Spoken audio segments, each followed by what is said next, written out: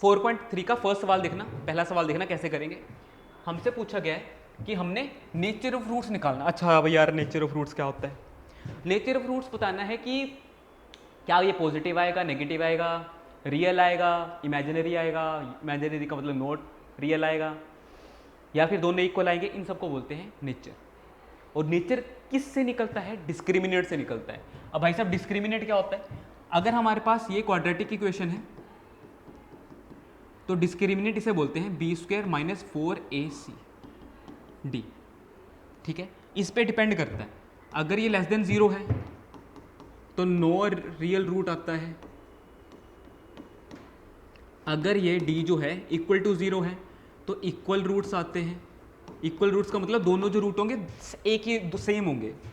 अगर ये greater than 0 है तो डिस्टिंक्ट रूट होते हैं। डिस्टिंक्ट रूट होते हैं मतलब दोनों रूट अलग अलग होंगे।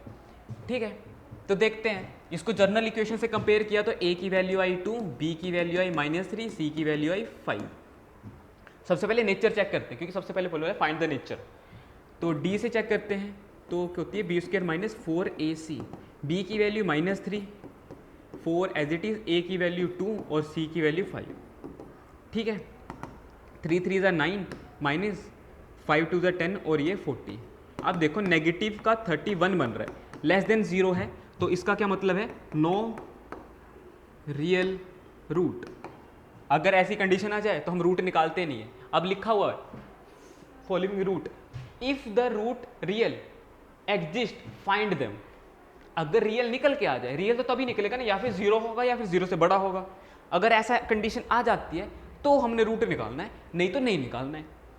तो यहाँ पे अगर मैं कंडीशन देखा 5 2 10 40 और 3 3 9, इस केस में तो नहीं बन रहा है। अब बाकी पार्ट करके देखते हैं, अगर उसमें मिल गया तो ठीक है, नहीं तो नहीं। ठीक है, अभी के लिए